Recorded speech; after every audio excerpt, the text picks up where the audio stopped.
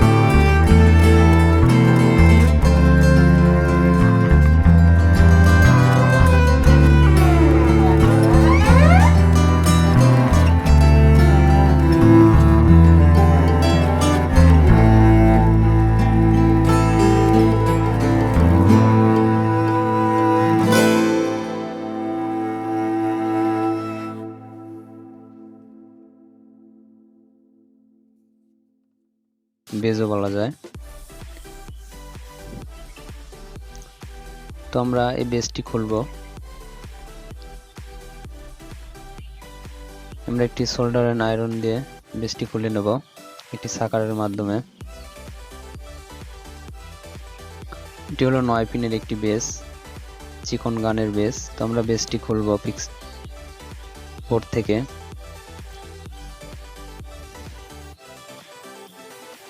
তো বেজটি খুব সুন্দর করে খুলে নিতে হবে।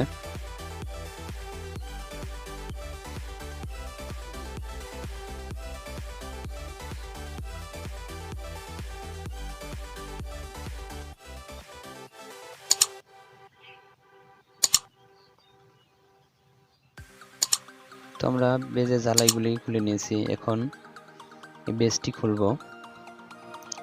বেজের সাথে একটি লাইন থাকে ফ্লাইব্যাক থেকে, এই লাইনটি খুলে নিতে হবে। তো আমরা এই বেজের পরিবর্তে এখানে সেম মানের একটি বেজ লাগাবো। তো এটা হলো 9 পিনের একটি বেজ, চিকন গানের বেজ। তো আমরা এই স্থানে একটি নতুন বেজ লাগাবো। তো এটি হলো একটি নতুন বেজ, 9 পিনের একটি বেজ। তো আমরা বেজটি এই বোর্ডে সুন্দর করে পরিয়ে নেব। যে স্থানে ওই পুরাতন বেজটি ছিল সেম স্থানে কিন্তু এটি লাগাতে হবে, সুন্দর করে বসায় নিতে হবে।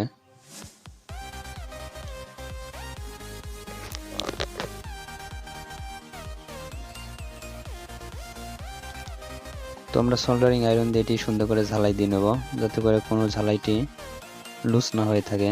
অবশ্যই ঝালাইটি খুব সুন্দর করে দিতে হবে।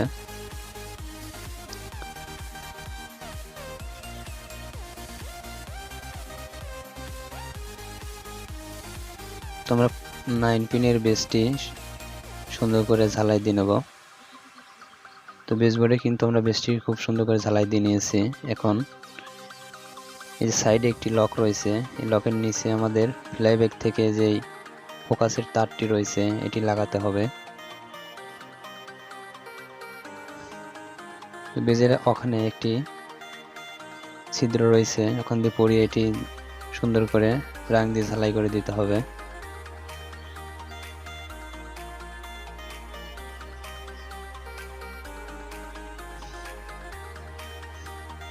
ঝালাই দেওয়ার পরে লকটি সুন্দর করে লাগিয়ে নিতে হবে। তো বেসবোর্ডের আমরা বেজটি লাগিয়ে নিয়েছি। এখন এই পিকচার টিউবের সাথে এটি সুন্দর করে মিলাইয়ে পড়াতে হবে। তো এখানে একটি চিহ্ন রয়েছে বেজের, আর পিকচার টিউবে একটি চিহ্ন রয়েছে, এই চিহ্ন বরাবর এটি লাগাতে হবে। তো লাগানোর সময় অবশ্যই খুব সুন্দর করে লাগানো নিতে হবে, যাতে করে পিকচার টিউবটি নষ্ট না হয়ে যায়। বেসবোর্ডটি লাগানোর পরে পিকচার টিউবের সাথে যে একটি গ্রাউন্ডের লাইন রয়েছে এটি বেসবোর্ডের সাথে লাগাতে হবে। যে স্থান থেকে আমরা খুলেছিলাম সেম স্থানে এটি লাগিয়ে দিতে হবে।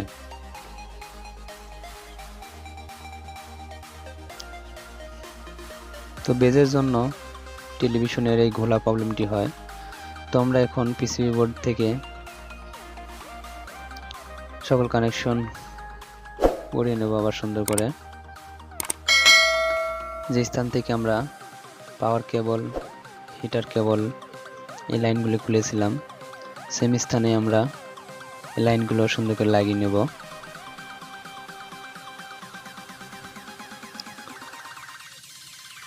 তো স্পিকার কানেকশন এবং সেন্সর কানেকশন সেম স্থানে লাগাতে হবে।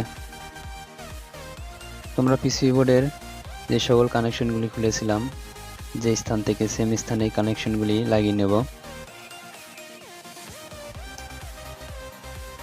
তো সার্কিটটি আমরা টেলিভিশনের সাথে সেটআপ করে নেব।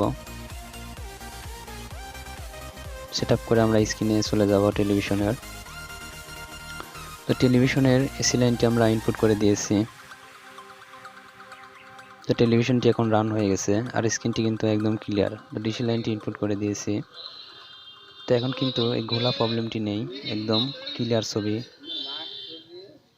তো ভিডিওটি ভালো লাগলে অবশ্যই একটি লাইক দিবেন এবং নতুন নতুন ভিডিও পেতে আমাদের চ্যানেলটি সাবস্ক্রাইব করে পাশে থাকা বেল আইকনটি বাজিয়ে দিবেন।